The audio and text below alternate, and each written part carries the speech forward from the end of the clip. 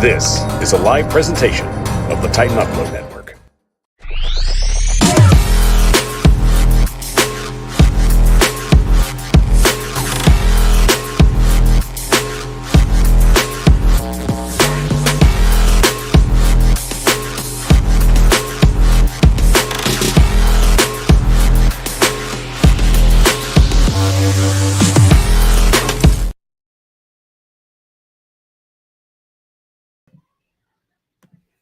The Power Hours on the Titan Upload Network, live streaming you on YouTube, Facebook, Twitter, and Twitch. I'm your host, Michael Bishop, and thank you for joining us on this Monday evening. There is so much going on, guys, and we've got so much news to get to. But first, I want to welcome everybody into the show tonight. It's great to always be here on a Monday, getting everything lined up for you. And we've had a lot going on the last couple of weeks. So first off, we'll address the elephant in the room right now that everybody's asking the big question. We have officially become a part of the Titan Upload Network, and we're very fantastically thrilled to be on it and for all the future endeavors that we're going to be going through and all the projects that we have coming up. So make sure you stay tuned as the season goes through. I'm definitely got a lot planned. Mark's definitely got a lot planned on the Upload Network. Rossi's got a lot planned, especially coming up throughout the season. And, of course, James is doing a lot of great work going forward. So we want to thank everybody that's made this possible. It's been a big transition, but at the same time, we're excited for the future, and we are going to get going and hit the ground running, of course. Big show tonight. We've got our guests waiting for us right now from Dudes Discussing Sports. Let's please introduce our guests tonight. We have Matthew on the bottom. Matthew, thank you for joining us. Hey, thanks for having me. And, of course, we've got, last but of course, certainly not least, Brad and Blake joining us also on the show. Guys, welcome to the Power Hour. How you doing there, Mike? Thanks for having us. AFC South will be represented from Titans top to the Jaguars bottom. And that would definitely seem to be the narrative going forward this year. So, guys, before we get started, first week of preseason, just what impressed you? As far as Titans go, I mean, the elephant in the room obviously is going to be Malik, but I love seeing Caleb Farley out there. I know he gave up a couple of two different receptions there, but it was just nice to see him out there. Nice to see him with some tight coverage.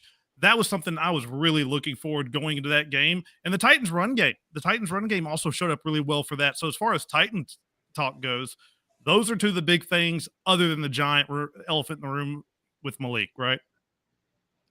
And it's just in general, I was impressed with how the rookies looked across the league. I mean, between some quarterback play that we saw and George Pickens catching everything in sight in Pittsburgh, the youngsters are showing out in the preseason. I agree. I mean, and I think that there's no shortage of that on the Titans offense, particularly in the wide receiver position, like Parker was saying. I think Kyle Phillips is going to be something special. I think that, Racey McMath is having an amazing, I know he's not a rookie, but he's having an amazing camp here in preseason so far. So I'm really looking forward to seeing how this offense gels around Tannehill, and whenever we start seeing the King start getting into the fold. And it's going to be extremely interesting once we do get him on the field, as you said. Of course, right now, not worth risking hurting anybody going forward. No. It's preseason. Let the rookies get their reps in, is what I say. Absolutely. Easy situation right there. But before we get started with our top news, got to give a shout out to everybody giving us the chat right now. So definitely got a shout out to everybody joining us. Welcome to the Power Hour. Of course, Mom's on the show. Good seeing you, Mom. Always the number one fan on the show. Our good buddy Lou, man. Shout out to Mom as well. And our buddy Al Pierce. Farley had a killer practice today too, and yes, it was very impressive that Farley came out and really just balled. So I'm really excited for the fact that he continues to show up and show out. Our buddy Titan Pratt, what's up with you? We're doing a show, buddy. We're all about the show. All right, guys, let's go ahead and jump into it and not waste a minute any further. I'm Michael Bishop. Welcome to the Power Hour, and we're going to jump into our top news and get going. Give us that sweet, sweet news intro. So, of course, starting out the day, I would have to say one of the biggest stories going around is the NFL has basically said, no. There will be no tampering of any kind if anybody's going to try and go after Robert Smith of the Chicago Bears. Of course, he might be a very highly possessed player to be going after at this point, especially for a team that's very linebacker needy. But the question is, will the Bears make a move, and what would they do in terms of trying to find a good deal? So, Matthew, we'll start with you. What do you think of the entire situation right now with Chicago trying to potentially keep the peace with their star linebacker, but it seems like there's rocky roads right now? I mean, I don't blame him for wanting out of there. Like, yeah, they've got to try to keep peace with some of the people that they've got there as a core, but this team is terrible. I have absolutely zero care about wanting to get out of there. And speaking of the NFL coming in and talking about different things, I think it's absolutely hilarious coming out from the NFL's mouth after, the Tom Brady news and all that type of stuff. But, man, I have no problem with everybody wanting to bounce off that team, because if I'm picking teams right now, this is like a bottom 3 roster that I want to be on. I've already got the breaking news. You can go ahead and hit the horn. The Chicago Bears, all they want in return for this guy is good grass for their stadium. I mean, their own players are saying how crappy it is. Just give them a good field turf. Let's go. Yeah, I mean, look, I agree with Parker. I mean, is it any shock that anybody wants to get away from this dumpster fire of a team? I mean, if you have any kind of talent and you're on the Bears, you are wasting your talent this year by being on that team. Allen Robinson said no, and now he finds himself with the Rams. That's all I'm saying. That's all I'm saying. Sorry, Justin Fields, and your offensive line is horrible. Yeah, did I see a quote from Justin Fields that he said he was throwing to guys that wouldn't have been 5th string at Ohio State? Ooh. I think I saw that on Twitter the other day. And the shots have been fired. So my biggest thing is, guys, what would the Bears want to get in return for Smith? What would be a fair trade value? At this point in the season, I think it's too late. Parker, wouldn't they be lucky to get a 3rd? I don't even know if players could be involved at this point.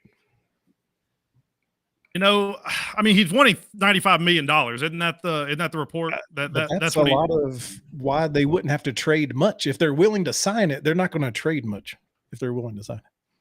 I mean, I don't know. I mean, they're going to have to give up to get this guy. We're talking like, I mean, I'm sitting here looking at things on this earlier where we're talking like 1st round pick and Forrest Buckner type stuff. Like, I mean, major pieces for him.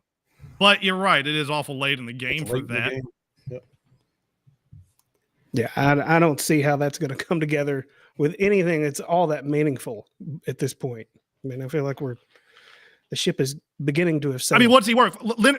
Leonard Williams went for a 3rd round pick and a 5th round pick. So what's like the difference between that, right? So is he Leonard Williams?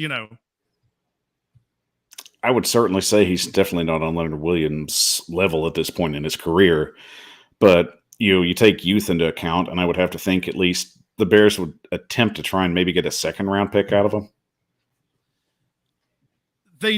I would not be hesitant to trade to him if I was them. I just don't see the point. Let's say they maintain him, right? We're going to sign to a good deal. By the time his deal is up is when the team would start to be good again. So go ahead, move him, get the picks for him. I just do not see that this team is anywhere even close to in the rebuilding mode yet. And I agree with that. I mean, really along the lines, you have to think if you can get the cash, if you can cash out at some point with somebody and get some value worth out of that pick, then I would eventually just say that's the best option. But it is late in the game. So if they did find a trading partner at this point, I'm sure that it's going to be basically a big haggle fest at this point. So will he be traded? I guess it's the $1 million question. It's about a 50-50 at this point, but somebody wants him bad enough, they'll get him. They've got the money, though. I mean, going into next year, they've got more cap room than any other team in the league, and the most cap room over number 2 by like $45 million. Like, they have got the money to pay him if they really want to, or unless, like I say, you need picks more than you do cash. Agreed. But moving away from Chicago up to our next story. And of course, it's once again woe and gloom for the Jets as they found out their star quarterback may be potentially out for 2 to 4 weeks. This definitely barring the question, what will they do between that time? Can they trust their offense with a second string quarterback, or could they potentially go out and find a replacement if there's any complications? I think it's already been announced. Joe Flacco, week 1 against the Baltimore Ravens. Saucy. There you go. It's got Flacco would be the guy, right? Or check down Mike White, which as a Breece Hall owner, sign me up, baby, because I want him. But fantasy purposes. Absolutely. Everything's fantasy. Yeah. Everything. But man, I feel so sorry for Zach Wilson. The one good thing is that this is not it doesn't appear to be. It still could be worse once they get in there, but it doesn't appear to be season injury ending because there were people out there like doctors that watch this stuff for a living that were saying he's done. He's absolutely done. But what's best case scenario here? They bring in what? Jimmy G for a year? Do you eat the year and take Flacco? So here's the question. So if they eat the year and Flacco's the starter, they're going to have a bad record, right? And next year, what do you do with that top pick? After Zach Wilson being awful last year, being hurt this year, would you use it? It's kind of their damned if they do, if they're not situation. There's really doesn't look good either way. And that's a great point you bring up. I mean, with that pick, I mean, are they comfortable enough to just continue to let Wilson develop and let him be the star?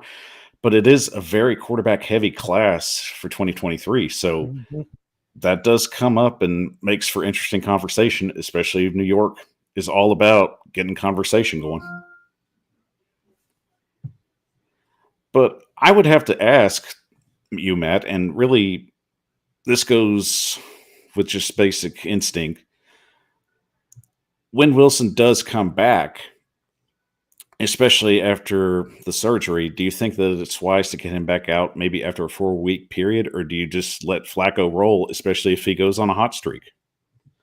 If Flacco's on a hot streak, you let Flacco play. I mean, Flacco still has a great deep ball. I mean, he's an old man out there, but he's not just the worst thing ever. So if Flacco's rolling, you stay with him. But if, let's say he misses, let's just say 4 weeks, just for the heck of it, if they're 1-3, I mean, you got to put the kid out there. You've got to see what he has, because if you're going to be terrible, you got to know if your quarterback's the future or not, because this team is ready to win now. They've got 2 starting running backs. They've got 3 great receivers. They've got a good tight end. They've got a great line. So they're ready to win now offensively. Defensively is a different story. You got to know at the end of this year for sure if Wilson is your guy or if he's not. So I just looked it up, and this is amazing. Their first 4 games are against the entire AFC North. They have the Ravens, the Browns, the Bengals, and then the Steelers. 1, 2, 3, 4, all AFC games. So they're going to matter in the grand scheme of AFC, if you're thinking about that. And surprisingly, they could potentially go 2-2 in that stretch. I mean, the Steelers still do have a good defense, but I mean, the Jets defense, no slouch either. So I would go ahead.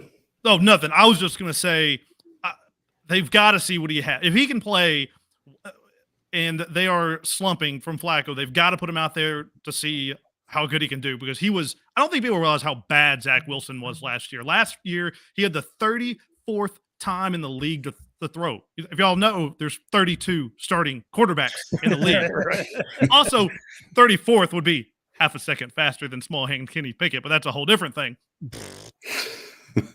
But this team, as you said, they are potentially ready to win now. I mean, last year, think about it. They had 4 wins. 2 of them was against the number 1 seed and against the AFC champions. Oh, they beat the Titans? Yeah. Oh, come on. You had to bring that up again. There we go. Jeez. There we go. Hide your mom, hide your auntie whenever Zach Wilson comes to town. Hey. I don't think you'll have to worry too much. You don't have to worry too much about that. He'll be basically leg up in a hospital room somewhere. So. Mm-hmm. Stifler's mom's going to come visit. Hey, look at moving on to our next story. Hands there. Jeez. They can barely get the tip. Microscopic. And speaking of small hands, of course, Kenny Pickett comes out and balls in his debut against the Seahawks, where the Pittsburgh Steelers came out with a last-minute win. Guys, really along the lines where you just see Pickett got so much flack, and they just felt that he wasn't going to be that kind of quarterback that was just going to go out and dominate. We go out and see him play against fairly decent competition. Granted, it's third-string competition, but still – it definitely opens a conversation door. So, Blake, Brad, I'm going to let you go ahead and have this one first. Out of that game, I mean, do you think that this is just a really good stepping stone for Kenny Pickett going forward? It's 100% a great stepping stone. He needed it just for himself because whether it was by strategy or not, it feels like that they had Kenny Pickett way down on their quarterback depth chart right now. They're acting like Mitch Trubisky is going to be something, but we all know that's false. Well, I mean, the storyline is set up really good. You know, Kenny Pickett coming from Pitt and gets drafted by Pitt. Yeah, he's got some guys that he's got to overcome in the battle for the spot, Mitch Trubisky and Mason Rudolph. But I mean, coming out and having a strong first performance and going out there having a clean game where you're not, throwing the ball into the other team's hands and all that, and having just a nice clean game where you're going 13 for 15. 95 yards. I mean, 2 touchdowns. I mean, that's a great first start there for a young quarterback. And Matt, really, what was the one thing that impressed you the most about Kenny Pickett coming out in the third quarter and getting to finish the game up like that? I mean, I'm very down on Kenny Pickett, so you just go ahead and know that going into this. But he came out, late against the worst team in the NFL with their worst roster in the NFL. But good. I mean, good for him for going 13 of 15. There's always a be bad. So it's on the right track. So, I mean, great for him. He used his legs well. He seemed to be confident out there. He looked like a starting quarterback, dare I say, against the third string Seahawks who don't have anybody out there. He did look good though. So that's really all you can say. I actually thought Trubisky looked really well, to be honest with you. I still think that he is going to be your week 1 starter. Trubisky is. But yet again, Steelers, man, they just know what they're doing. That team, Tomlin, I mean, he should get an award for being able to control, AB for 9 years. So there's just what he can do with the talent there. He really is a fantastic coach.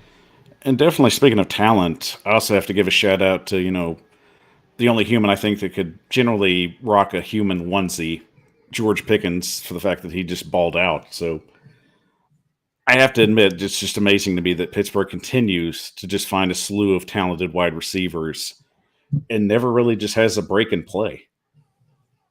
Dude, Pickens is a man. Like, he's got that Hines Ward, if I'm blocking, I'm just going to throw you down. There's great videos of him doing that this week. And just like I said, the knock on Pickens, why he fell other than injuries, was he was a off-the-field problem kind of guy, right? This is the absolute perfect spot for him to go in Pittsburgh, just like the Ravens, just like some of these teams every single year that fall into these fantastic drafts. Bravo. I mean, this is absolutely perfect landing spot for him. So going forward, will Pittsburgh have a short rebuild or will it even be a rebuild? We'll definitely get to enjoy the process and see what happens going forward. And of course, Deion Sanders, the amazing head coach of Jackson State, has come out and basically just said, it's not so much the Hall of Fame anymore. Guys, I got to say this is a great negotiating point to just start here. Is Deion right? Is the Hall of Fame getting flooded down with above average players? It's really interesting because we did a podcast on this very thing. Who shouldn't be? Who is in there that shouldn't be in there? I mean, and the problem is there's so damn many that you can't even list them all. But there's so many that are in there from different eras in football where it just doesn't even make sense for them to be in there. And then you've got guys that just aren't even in there that have unbelievable stats. So I kind of agree. I tend to agree with Coach Prime here. I mean, they've got to let people in, right? What are they going to do? Not let anyone in? And it is so difficult. It is It is so difficult to measure errors against each other, right? So there are a lot of people, I believe, that get in that shouldn't be. And especially my argument to that isn't just it's the Hall of Lame. There are people out there like Bud Adams that should be in. So I don't understand some of these people that get in over other people would be more of my complaint. But how do we fix it? It seems like to me they let very few in anyway. And then we're all questioning, do they really deserve to get in? But I don't know how the NFL would go about changing it. You can't take anyone out like we were talking about. You can't. I mean, can you separate the era somehow? Can you draw a line in 1979 and say anybody after that is the modern football in Hall of Fame? I don't know. I don't know what the right answer is. Because again, it's not just that there are people in there that shouldn't be in there. There's people that are not in there that should be in there. Or should we simply just make the busts different colors? I mean, should some guys have silver busts to represent maybe that they've won Super Bowls? Should others be gold that they've won multiple Super Bowls and been to multiple Pro Bowls? Should some be platinum? I mean, could that be a situation where they could look into? Definitely a slippery slope, because how do you weight each of those things? We can't bring color into this conversation, can we? Good Lord, here we go. Well, I'm technically using metals, so I said metals. I do like that idea.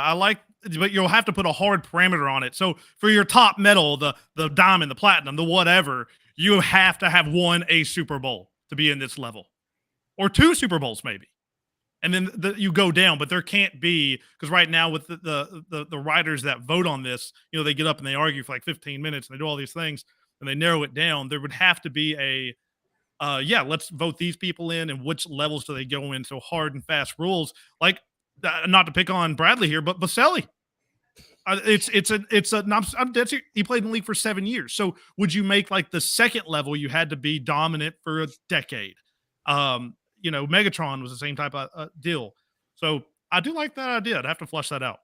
I don't know that Aaron Rodgers would like the caveat of 2 Super Bowls, because I don't think he's getting another one. He wouldn't be in the diamond tier. Sorry, Aaron.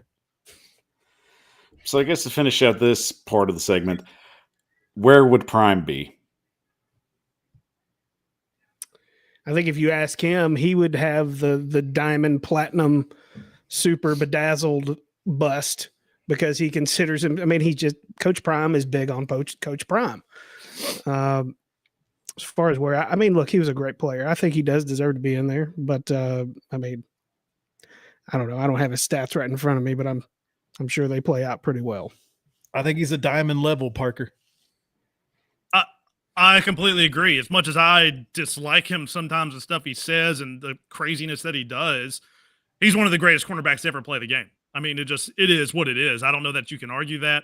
I would give him the top tier, and I don't think I'd ask any questions about it. And he definitely holds 3 Hall of Fame jackets, so there's no argument in my mind that he would definitely be in the platinum level, potentially diamond. I don't know how we've worked that out yet, but the one up here. He's in the we'll kick that down to the Hall of Fame and let them work that out. Yeah. But I do expect some measure of just, compensation if that's the way it goes. It was heard here first. Right. It was heard here first, so I want to make sure everybody here gets their props. Right here on the Power Hour. And finally, we'll finish out with, strangely enough, a subject we brought up. That damn turf and Soldier Field. If it wasn't bad enough that the Bears are trying to get their way out and potentially move to Arlington Heights, this wasn't a good showing for the city of Chicago to try and keep the Bears here for a long haul. So, guys, I don't have much to talk about the turf, and basically the groundskeeper didn't have much to talk about it either. So I'll just let you take it from here. I mean, I thought that should have been a part of the trade compensation. I don't like the idea of the Bears moving, because it doesn't sound right if the Bears aren't in Chicago, or not called Chicago. If they come to Murfreesboro Bears, no, stay in Chicago. Just get it right. I mean, this has been a point of contention, even here in Nashville. I mean, our playing surface hasn't always been considered to be very good, but for me, it is a point of pride. It also is something that if you're not willing to invest in trying to improve this, just the playing surface. I'm not talking about building a whole new stadium. I mean, you don't buy a new house because your house is dirty. I mean, there's so many other options that they could explore. They could get an artificial surface, for God's sake. There's so many other options that they could do, or they could just get a groundskeeper that knows what the hell he's doing. It's not that difficult in my mind. It just requires commitment by the ownership. It's freaking 2022, fellas. Mm-hmm. All I've got to say is this seals this stadium. Goodbye, Yellow Brick Road, baby, because this looked so terrible. I mean, this is like the first game that you've seen there. I don't understand how you can be like, yeah, we'll play there. I can see people absolutely refusing to play at this stadium because of how bad it is, and I don't blame them whatsoever. And I mean, the location's fantastic. I mean, really, you have to look at some of the stadiums that have refurbished, and I would think that, if Chicago was going to refurbish Soldier Field and make it more modern, I'd want to tap the guy on the shoulder that worked on Hard Rock Cafe Stadium in Miami. I mean, they really did a good job on that one. They did. I would be curious. I don't have these numbers in front of me. Like, what is the price to refurb this stadium? Because that's what the Titans were looking at. They were looking at that exact same deal, when it jumped from, a few $100 million to billions to be able to do it. So maybe it's just something that is, especially for that place, maybe it's just too old. Parker, remind me, was this about a decade ago when they did do a refurbish to the stadium, to Soldier Field? Now it's a new Soldier Field, right? So this would be a second refurb? It was somewhere around there. I'd have to look up the exact date to hardstone that, but yeah, around there. I think they got it. It was finished officially, I think, around 2003. So it's been over almost 2 decades. God, time flies by. Time is flying. Whoa, jeez. It feels like it's like the Titans. They just put that big jumbotron in. It feels like a couple of years ago. And I mean, really, it'd be interesting to see what the Bears want to do long term. And I don't think it's going to be a very easy situation. It's going to have to play out and work on both parties. But at the same time, I understand Soldier Field just isn't adequate enough for any of today's players. But you have to have certain amenities nowadays to especially try and make things a little more, comfort features, especially for the home team. And if the home team doesn't have that, I mean, might be time to think about finding somewhere else, especially if the city of Chicago and the Bears just can't find any kind of agreement. Keep your tenants happy. I mean, exactly. They make you lots of money. Well, keep them happy. Spend some of that money on some grass, folks. Let's go. I mean, at this point, I'd be happy with artificial turf if it didn't come up. Why not? But that's just me. Well, all right, guys, we're going to take a quick 30-second break. And when we come back, Malik Willis was one of the big stars this weekend, and we're going to break down his game and what he could potentially need to do to take that next step to potential superstardom. I'm Michael Bishop of the Power Hour, and we'll be back in 30.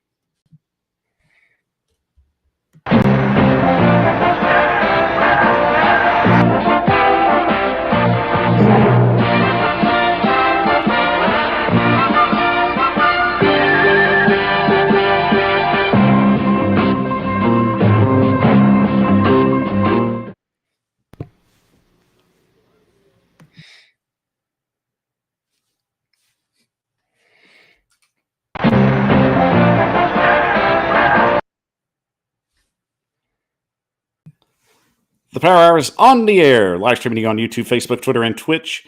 I'm your host, Michael Bishop, and thank you for joining us on this Monday evening. Of course, as you can see, the bugs are out in full force, so I'm trying to battle that. So my apologies. We got your back, man. We got your back.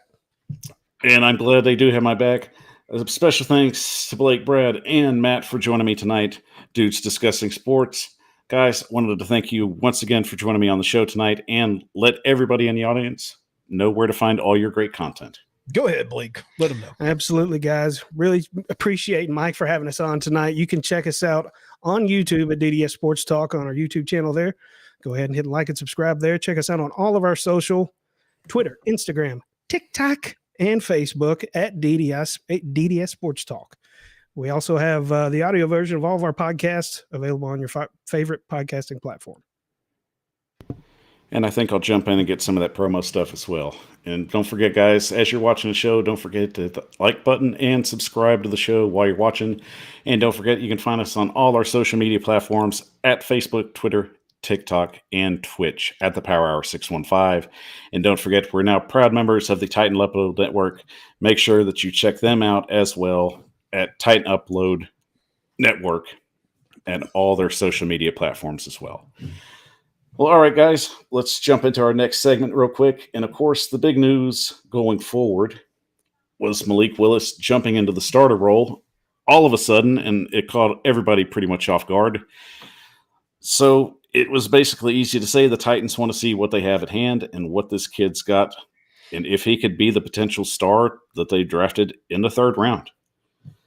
So it seems that he comes out and he plays a pretty solid game, but at the same time, we all know that in certain situations like this, a player has to be evaluated on every level, especially with the fact how he throws, how he runs, how he evaluates the field, and how he handles himself in the huddle.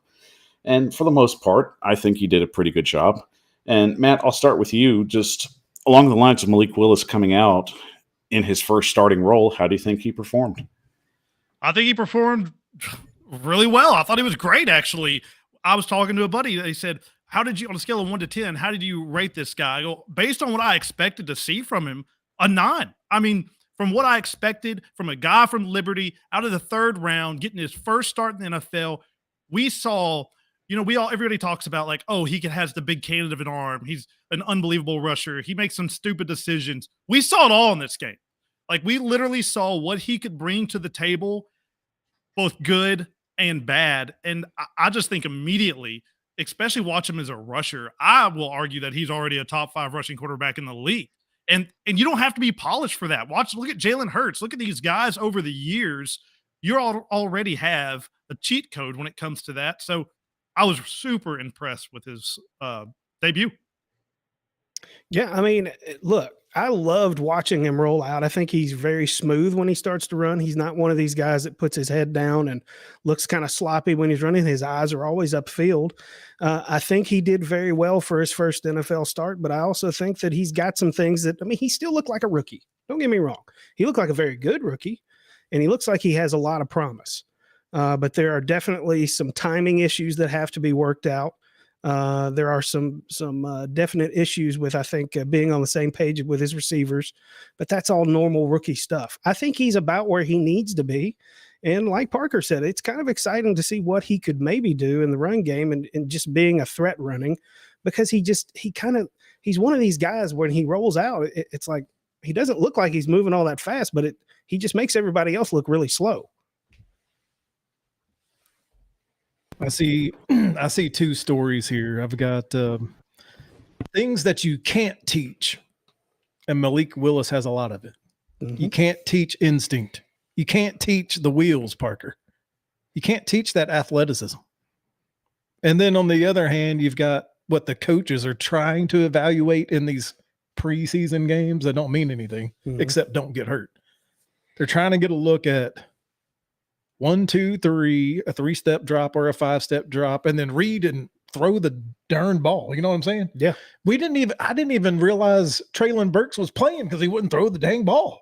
But Traylon Burks was open on many of those routes, Parker, wasn't he? He was open. And to touch on something that you said real quick, Michael, that Bradley just said, was some of the stuff you can't teach. The play of the game wasn't the deep pass. It wasn't the scramble away. The play of the game was the side arm angle throw to Tommy Hudson. That, my friends, that's something you only see a couple of players in the league do. I mean, I'm not sitting here calling him like Mahomes or anything, but it was that type of throw. You do not teach somebody how to do that. I mean, I paused it the second it happened. I was like, oh my God, this other stuff where he stutters his feet a little bit, had a horrible, should have been a pick 6. That stuff's coachable. That throw is not coachable. And I agree with that. When you see that kind of athleticism just for making something out of nothing, I mean, that just gets people excited. And Lou Man says, I'm not sold on getting a 7 tattoo yet. Lou Man, tattoos are forever. And I'm going to tell you right now, as a public service announcement, if you get it, if you pick it, you stick with it. Don't do it. He could always revert and just put the 007 in front of that and just match his name up there. Jeez. There you go. This is that sidearm shuffle cost. Yes, it will. As we watched Wimps do last year, but it'll also, man, it we were saying the same thing about. I hate to be crazy comparisons, but this is literally the same conversations that people are having about Josh Allen the first couple of years. Me being the same guy, it's that type of athleticism that we're talking about, and to get a guy in the 3rd round. I mean, it's free. Every single team should be taking guys in the 3rd round if they don't have their long-time starter locked up at quarterback. And that's what the beauty about this whole story about Malik is he has time. Yes. He doesn't have to be thrown into the wolves like a Blaine Gabbert was for the Jaguars, and he's pocket shy, like ducking and diving out of the way. Malik is going to get to play the preseason. He's going to maybe be in 4 or 5 plays maybe per game this year, but there's no rushing him. I think that's a big plus in the story of Malik. Agreed. I mean, in the situation that he's in, he couldn't have fallen to a better team. And getting a few more of our comments. I'm just looking out for you, Lou, man. I care about you guys. I don't want you getting something that's going to be forever and you're going to regret it. Al Pierce says he made that throw going left, too. He had a little trouble going left in practice, so that was an improvement. It was kind of a little jump pass. He was trying to stop his momentum a little bit going left. And shout out to the boss man. Tighten up. Definitely, indeed. Tighten up to you, too, buddy. And it brings me to these 3 points, and I think these are 3 crucial keys to the success of Malik Willis. And it basically starts out with the most simple and basic one that I could come off the top of my head. So the first one, you got to come up with the question, should Malik play at all this year? And I'm at a resounding no. I'm more than happy to let him wear a cap and hold a tablet. Yeah, I agree with that. Because, I think the temptation here is to put him in some kind of package where he's going to be in the running game. And if you think he's going to be the next big thing, why are you putting him in packages where he's going to be at the most risk at getting injured? Because I think the biggest thing he needs to work on right now is reading NFL, defenses and carrying the tablet, like you said. The answer is a resounding no. No. If he plays this year, something went horribly, horribly wrong. Let the guy sit back. Let the guy learn. We do have people forget. We do have Tannehill out there. I know people remember that Cincinnati game, but you got to think back to the regular season. So Malik was taken as a project quarterback in the 3rd round to hope to pan out. If he does, great. But if he plays this year, he's either Russell Wilson in the 3rd round just beating out the starters, which he's not, or there's been an injury, and I don't even want to speak that into existence. And in our NFL podcast breaking down the draft, I was the one on the show that said, congratulations, you just drafted your 3rd quarterback. Logan Woodside is your backup. No, well, we can talk about that too. I think there's an argument to be had there. And that's a good point. I mean, should the Titans carry 3 quarterbacks coming in this year? Yes. No. Logan Woodside showed his true colors. He was awful. If you don't want Malik to play, you have to. I don't want Logan Woodside to play either. I don't want anybody that's a backup to play. The reason that Malik should be the backup is because he brings you something different. He's the Marcus Mariota to Derek Carr. So if he comes in, you've got a completely different set of skill sets that teams will have to deal with. So if he has to play for a game or two, Malik is the guy that can win it on his legs. The one knock about Malik was Logan Woodside knows the playbook. He's got it between the ears. Guess who had pre-snap penalties? Logan Woodside. Guess who didn't? Malik Willis. But the problem is that not so much the one person, Malik versus Logan. It's when if Malik has to come in, it's the other 10 players that have to conform to what Malik can do. And I think that's a huge project in year 1. I know, but Logan Woodside, in my opinion, showed that he is incapable of really running this offense. I don't think he can run any offense. Well, then get a different backup. That's why he's usually on the practice squad. I mean, take one of the 17 quarterbacks from the Browns right now. Shoot, I'll take one of the 14 quarterbacks from the Ravens. And I'll get to some of these comments real quick. Everybody's weighing in. Titan Upload says you put them in packages so you face the Bengals or the Ravens in the playoffs again. We need all the help we can get. Lou Man says increases value. Different football, by the way. That's different. And he also says offense stalled so many times, so Ravens did it with Lamar his rookie year. Get his feet wet. Don't have to play him every game, just a few plays here and there. No, there's an argument for that. So you all say you don't want to see him at all. I kind of hinted at maybe 5 plays per game. I would prefer not to because I know what the temptation would be to use him for. I was coming more at the angle of like, should he be the backup and start more? But I could see him in packages, like him and Derrick Henry in the background, in the back with trailing out there. It's pretty scary stuff as some specialized plays there. But if they're doing that, like they do not need to have a third quarterback sitting over on the sideline. And really, it's a situation where if they did want to put him in packages, I feel that it would. I just feel that's putting a big bullseye target on his chest. Because any of those defenders, if he comes in to try and run the ball, they're going to hit him square in a 7. So I just feel that's putting him at risk. That's risk that doesn't need to be out there. And that's just my opinion. I feel I'm happy with him wearing a cap and holding a tablet. Learn how to read defenses, get on target with your receivers, build those relationships. That's what you're here for. You're here to be the potential starting quarterback. I want to see you flourish. I don't want to see you go Tim Tebow out here. No. And you're right. When you do come in for these specialized packages, unless they're going to actually do something different and toss it or throw the ball, because usually 9 times out of the 10, we've seen this specialized package with Taysom Hill, Derrick Henry taking the Wildcat snap other than the pass at the end zone. 90% of the time, they know what's coming, right? Pretty much. Very true. I mean, that's very true. Which we'll go ahead. Heated first question, but we'll get to the next one. we got to ask the tough questions here. That's what I'm about. So we'll keep them going. And I think with the second one, should Malik play more as a fundamental quarterback, or should they allow him to be more creative in the long term? I think it's creative. I think that's why you draft him, right?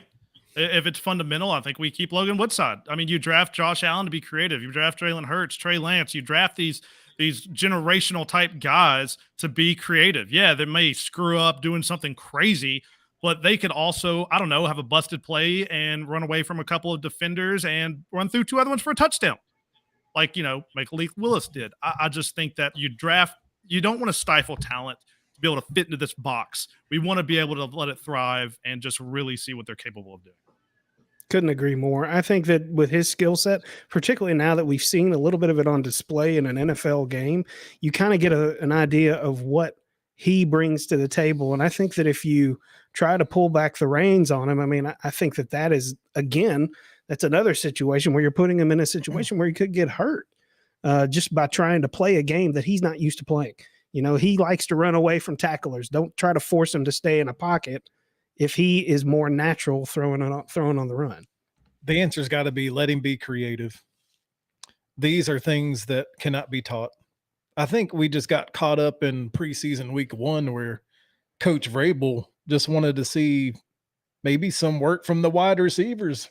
He said, look, Malik's not throwing the ball, so I'm putting in Logan. Well, I think that was a lot of what that was. It was like, look, dude, I just want to see what the receivers can do. Right. But, and don't get me wrong, it's just Vrabel being Vrabel. We all love him for being such a hard ass, but he wanted him to throw the ball, and he wasn't. So you need to listen to what coach is saying. Let him be creative. You can teach the fundamentals, and that's where I think you get the bonus this year.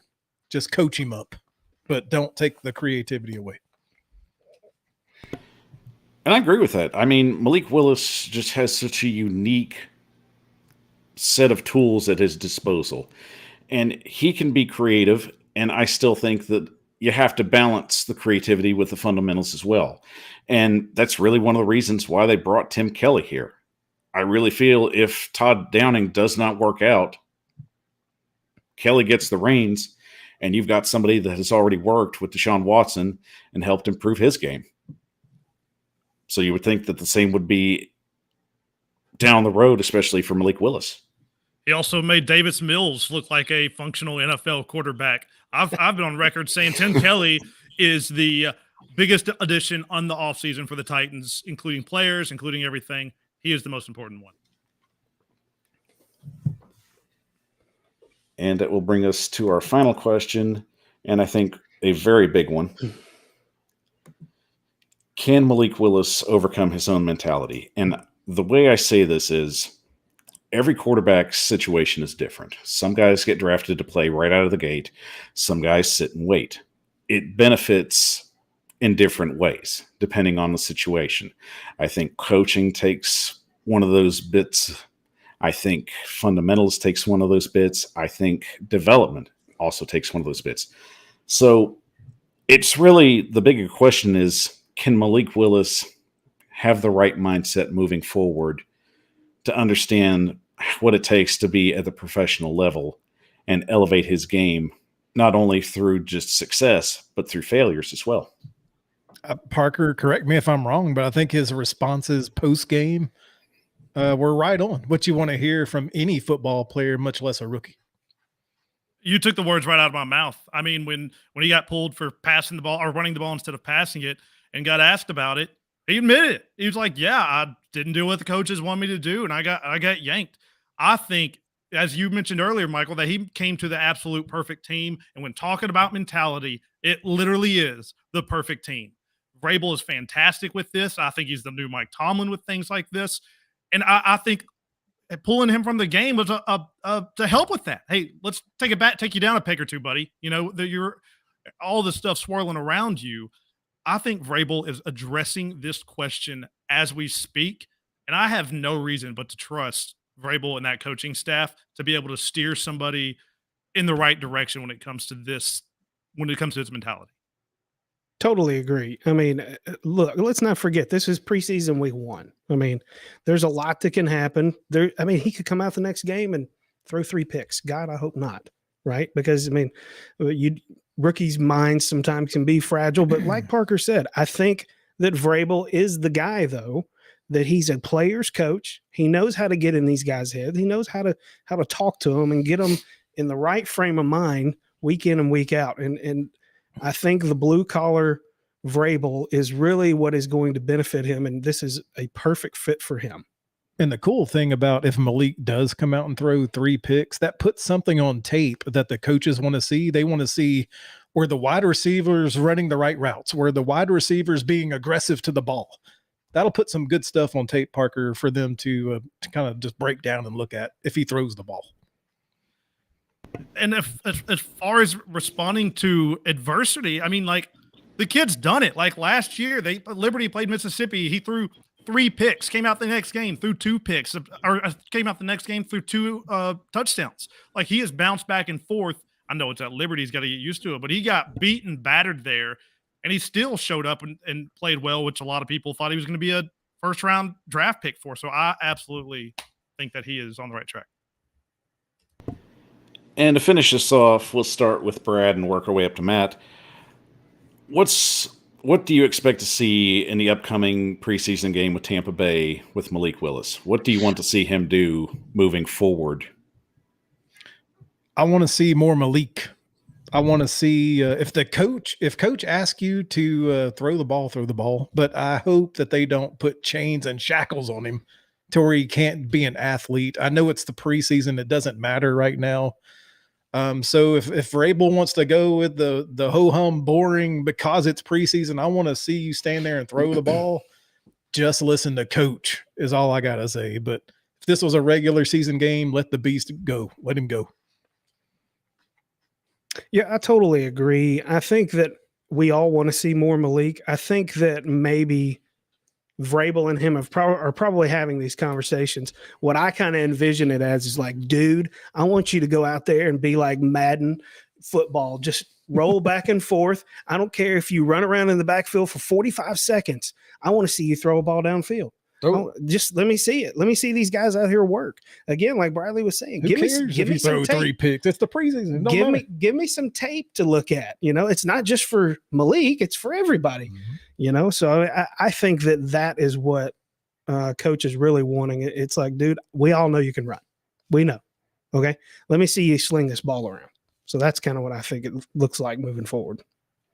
People are singing his praises after that game. After this game, I think some people are going to be jumping off ledges, because I think the really important thing is the practice is coming up, right? That's what we're going to learn, really what's going to happen in the game. And I'm telling you, this game, he's going to throw 3 interceptions. Like, he is going to be flat-footed in that pocket, because I think he's going to do what coach tells him to do.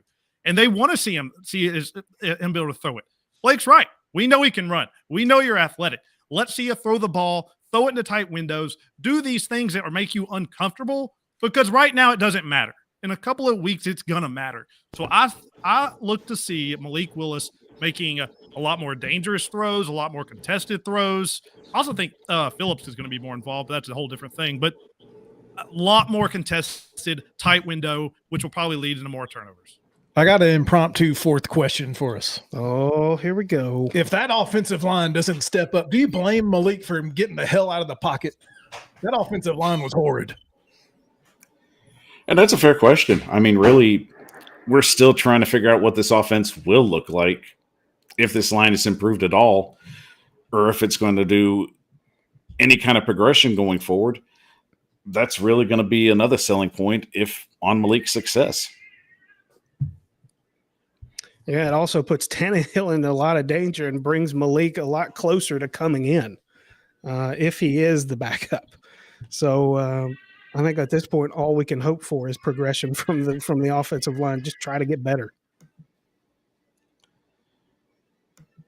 And honestly, that's all we can do at this point.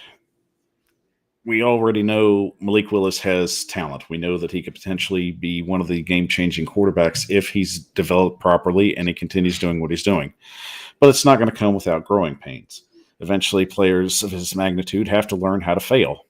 So, as Matt said, I expect him to go out and I expect him to throw interceptions. I expect him to fumble. I expect him to make bad reads. I expect him to miss open targets. But if he learns from that and he continues to grow from it, then that's truly going in the right direction. Yep. And of course, you bring up the offensive line, and that's a whole nother damn can of worms, and I need another segment for that, and I don't think I've got enough time. Oh, I love it. I love the offensive defensive line. Defense Here we is go. what I love to talk about. He's riled up. Well, all right, guys, we're going to take a quick 30-second break, and when we come back, we have some wild 2022 NFL bold predictions, and we're going to ask our buddies from Dudes Discussing Sports what they think is going to be some game-changing moments for the upcoming football season. I'm Michael Bishop with The Power, and we'll be back in 30 seconds.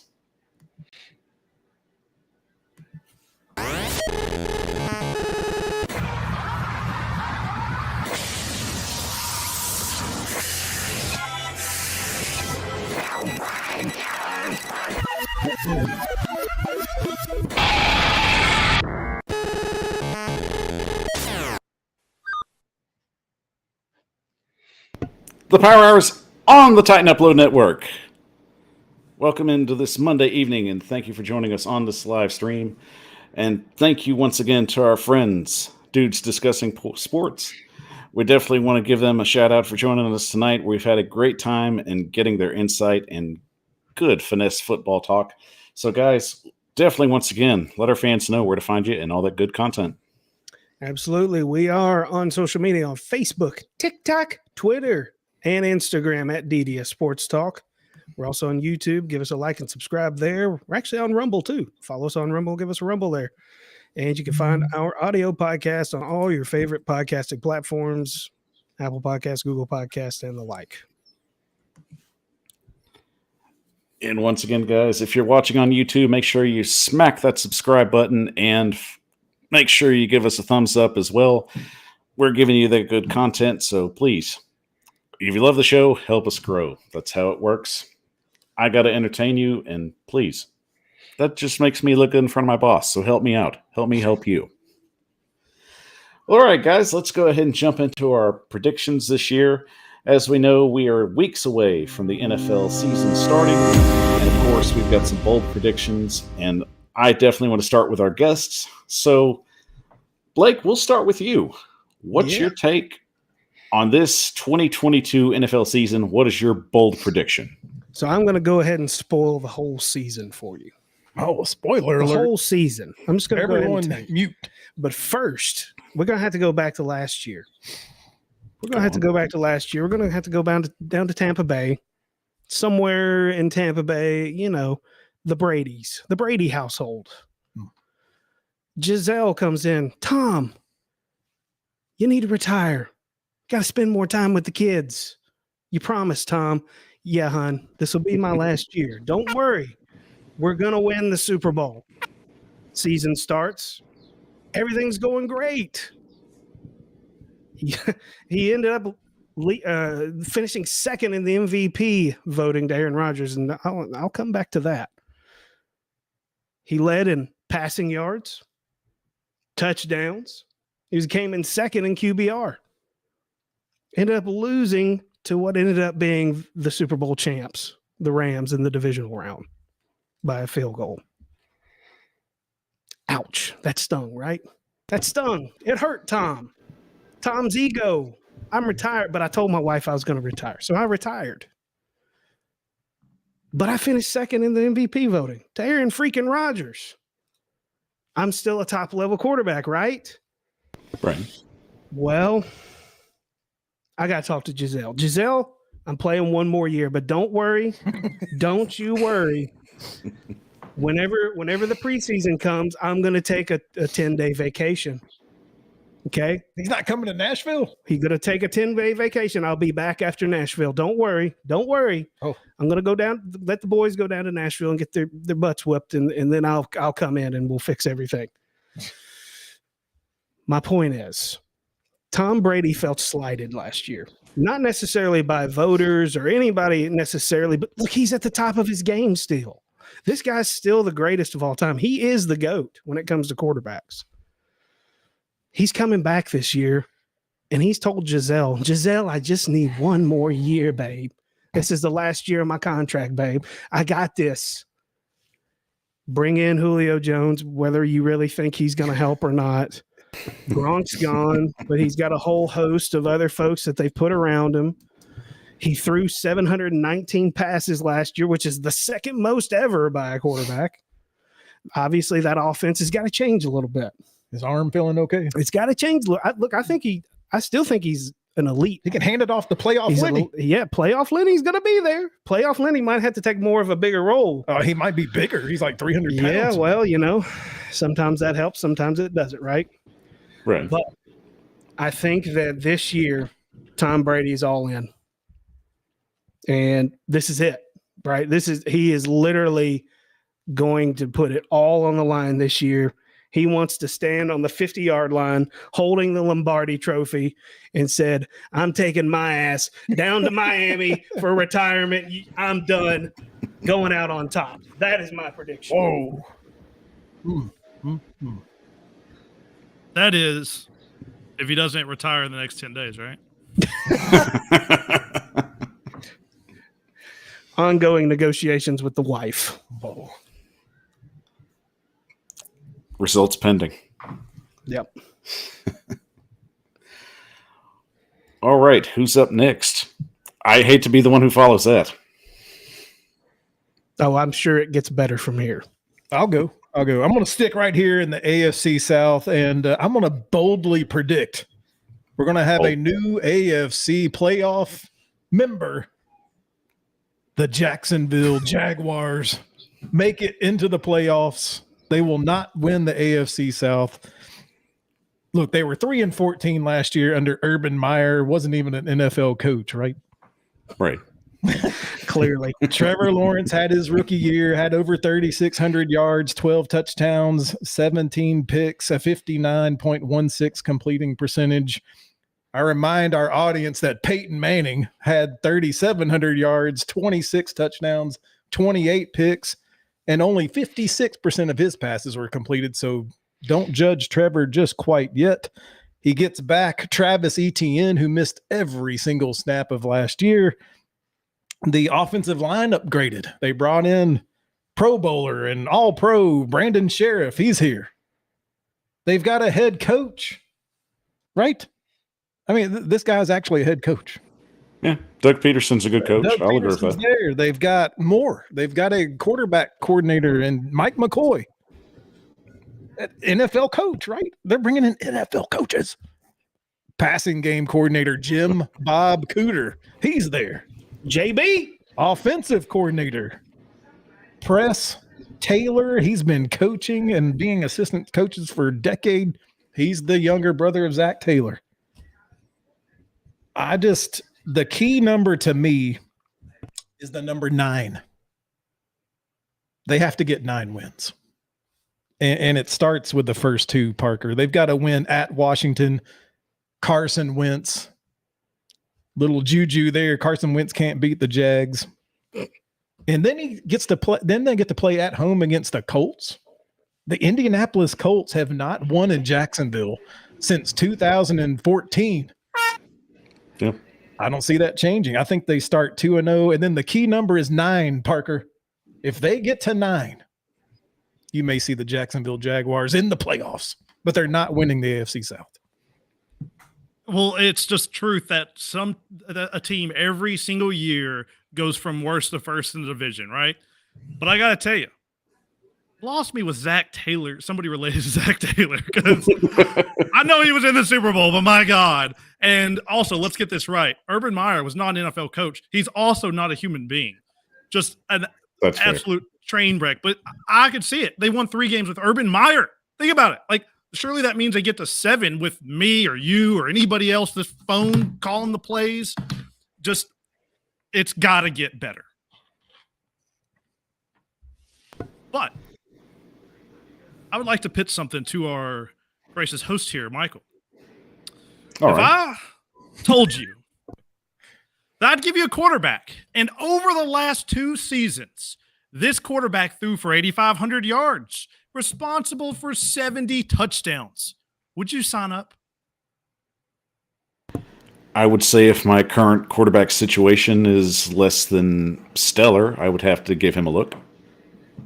Well, then you're signing up for Mr. Kirk Cousins, my friends. So my bold prediction is not only will the Minnesota Vikings win the NFC North, they will represent the NFC in the Super Bowl. Whoa! NFC North. Wow. I can back this up. Okay. NFC North, the Lions, the Bears, the wide receiverless Packers. The last time that the Packers didn't have a true number 1 was when Jordy Nelson went down, and it was the worst year of Aaron Rodgers' career. So get ready for that. So who are they going to worry about? Even in the NFC, the Bucks, what's Brady doing? I don't know where he's at. The Rams, I picked them to win the Super Bowl last year, but Stafford right now, what's up with his arm? They're even calling it unusual. His elbow.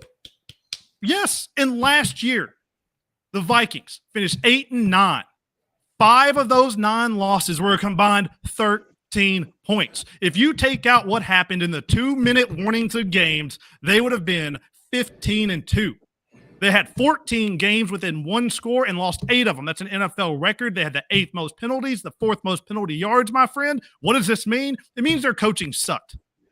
Now they've got a new coach. Kevin O'Connell coming in is actually going to keep the roster the same. Why is that? Because the roster is really good and it's ready to win now. They've got the best young receiver in the league in Justin Jefferson, who is going to have a Cooper Cup-type season. Right now, the Vikings are underdogs in only 5 games. That's Vegas talking. They know something. 12 wins. They win the NFC North. Write it down. Boom. Bold. And I guess Lou Man's jumping in his prediction as well, saying the Minnesota and Jacksonville Super Bowl. So Bradley just found his best friend on the internet. Wow. Golly. So I would pass out.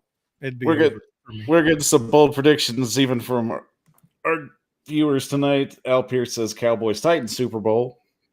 Yeah, not a chance. Dallas's offensive line's got a lot of work to do. they've also sneakily have a really poor receiver room right now. Yeah. They do. I mean, James, What happened? You know, they went from having a great one. Now look at them. They got their tight end. Yeah, I guess. And they're going to throw it to Zeke 80 times. I don't know. I mean, who cares about Zeke? What about Pollard? I mean, is he going to toss it to Pollard then? All right. He's not getting enough. He's not getting paid enough to get tossed to. Well, I guess I'm up next. So I had to start with basically what is the biggest thought in my mind going into the NFL season. The AFC West to me is so overrated, and it's not even funny. The Kansas City Chiefs are missing their biggest piece on offense and their biggest piece on defense. No Honey Badger, no Tyreek Hill. Yes, you've got Juju Smith-Schuster, but if you can keep him off TikTok long enough, sure, I guess maybe he can do something. And, of course, Sky Moore, we'll see. I look at the Raiders, and, yes, great offense, great addition with Adams. Can't deny that, but are you really going to tell me that Josh McDaniels is going to do well in his second stint? I don't buy that. Tell me any Belichickian disciple that's gone on to be a head coach that's actually been successful. I mean, it's really hard other than maybe Brian Flores. And then I have to look at the Denver Broncos. Great addition. Love the addition of Russell Wilson. But am I getting the Russell Wilson of 2012 or am I getting 2019 Russell Wilson? There's a difference there. So I have to think the Broncos have some nice pieces, but can they get it all together? And can Russell Wilson stay healthy? Which leads me to my main point. Somebody's got a flop in this division, and it's little brother. The Los Angeles Chargers spent the most money this NFL season to ramp up their roster and with some major additions to help their young quarterback flourish in a system that I think could potentially get them over to the top. But here's the problem. Brandon Staley is not that guy. I do not buy his system. I am not a fan of his analytics, and I'm not dissing analytics in general. I'm just saying right now, I don't buy him as a head coach. There's always somebody that passes through the NFL, and he's that guy. So I feel the Chargers will once again basically play the role of little brother, and in LA, the worst thing you can do is be second banana, and this is what the Chargers are going to be. They're going to flop and miss the playoffs. And why do I know that? Well, let's run down their schedule. Here's where it gets fun. Yeah, they've got some pretty easy games to start out, but let's look at the last 9 games. So we'll start with that. Will start about in November 17th, where they have to play the 49ers, the Chiefs, the Cardinals, the Raiders, the Dolphins, the Titans, the Colts, the Rams, and they finish the season with the Broncos. So, yeah. I don't feel very confident about the Chargers going in that nice little stretch right there. And throughout that entire stretch, they've only got 4 home games.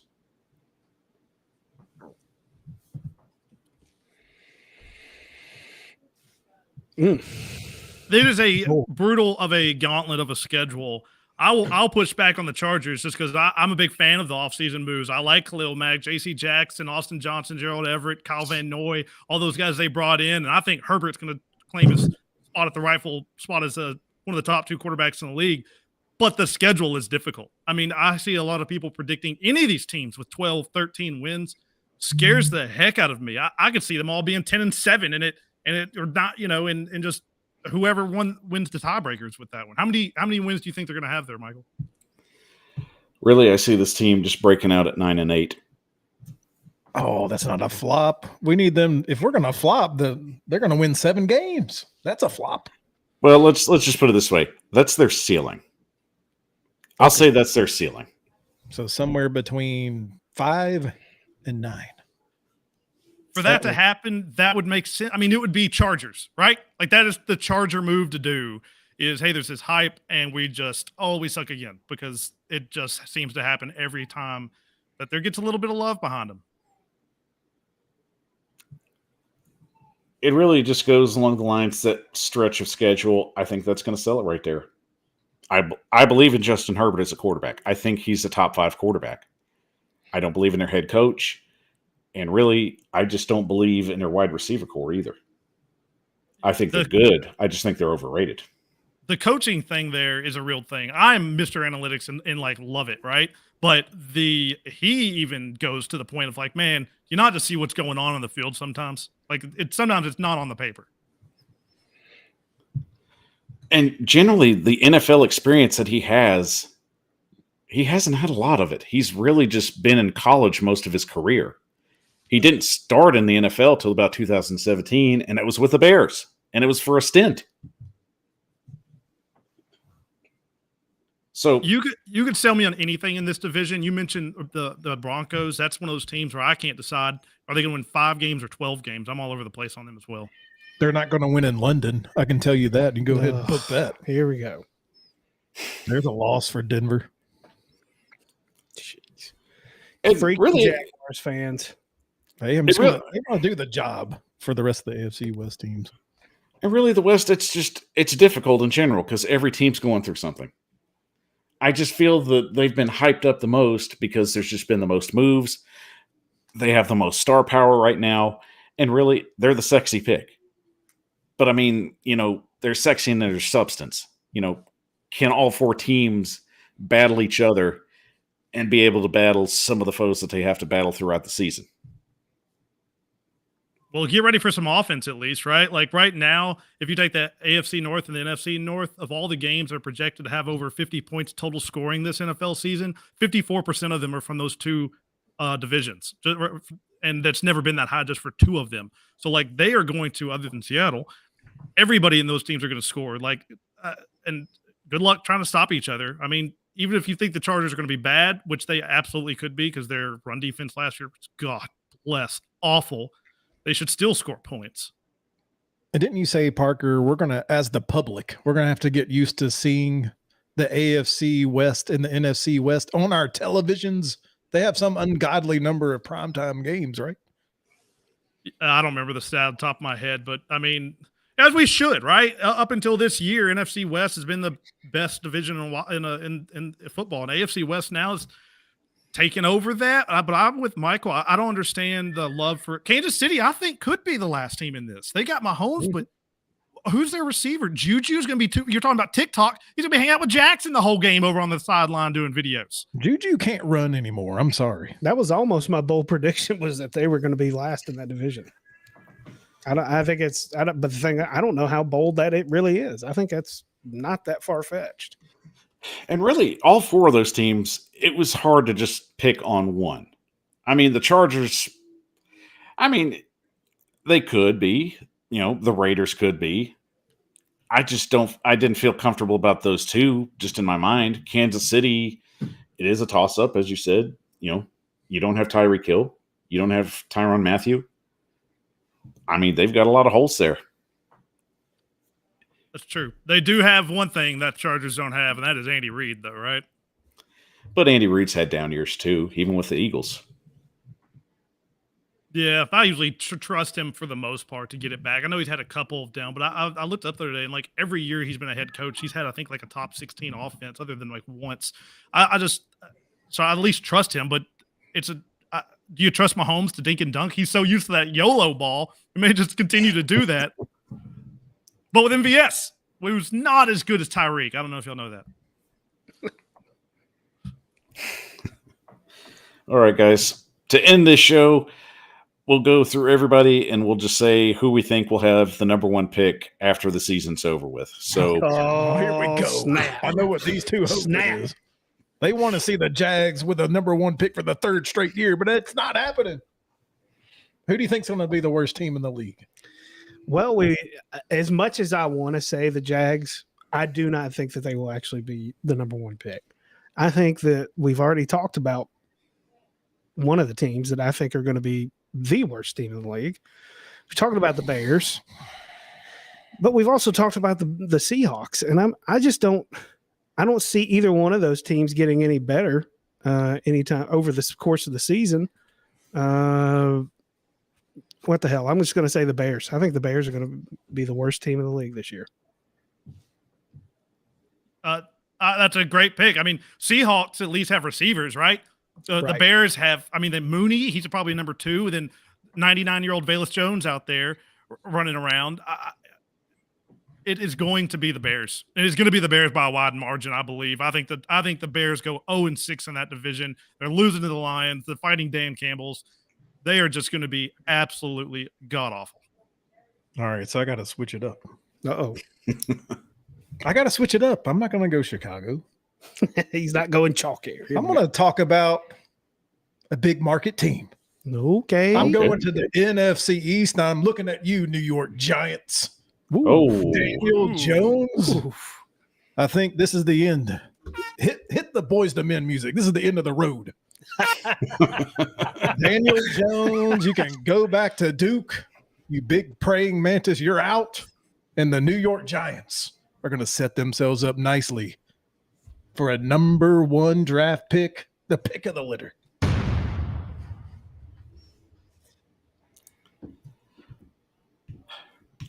man, those are some good picks. See, I want to try and be different, but at the same time, it's like, they're not wrong. Which bandwagon are you jumping Just go on? Seattle. We'll cover all the bases. Oh, Pete Carroll's had enough. I don't want to give him any more. The man's had national championships and Super Bowls. I don't want to give him any more. How about the Cleveland? No, they got too much on defense. Right? Yeah, They can't be the their worst. defense. Yeah, that defense will carry him. That's a good somewhere. defense. I can't You know be what? the- You know what? I'm going to go I'll go Houston. I will All go right. Houston. And that's not a knock on Lovie Smith. I think he'll get Houston where he needs him to. I'm just not sold on Davis Mills as being the starter. Not without Tim Kelly. That was we called that out as the dumbest pick in the draft last year when that happened. Like your first pick as a quarterback, like you have nothing on the roster. So yeah, I'm hoping I'm hoping Davis Mills bad because that means Tim Kelly's good, and Tim Kelly being good is what we would like to happen. So Yep. more power to you on that one.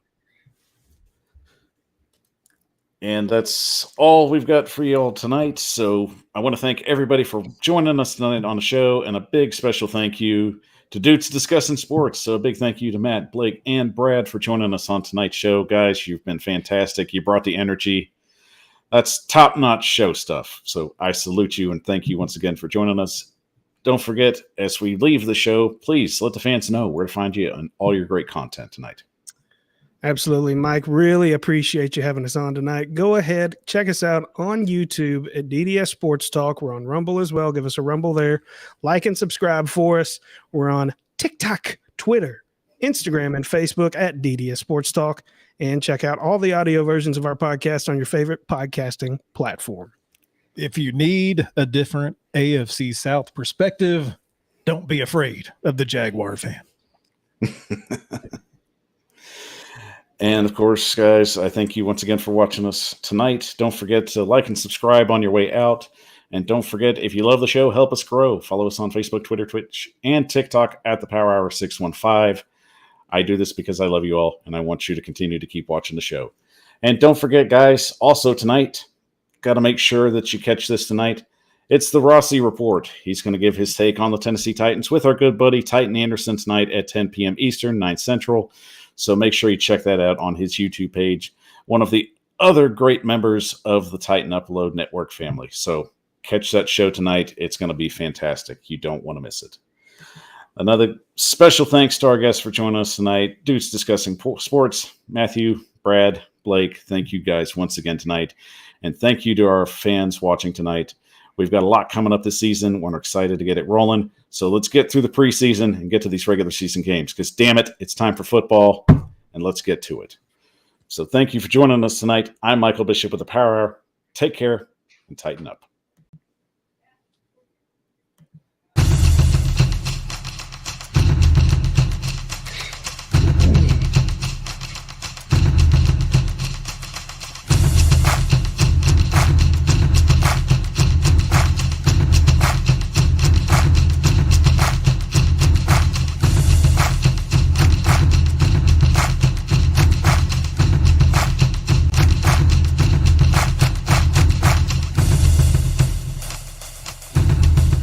Thank you for watching this live presentation of the Titan Upload Network.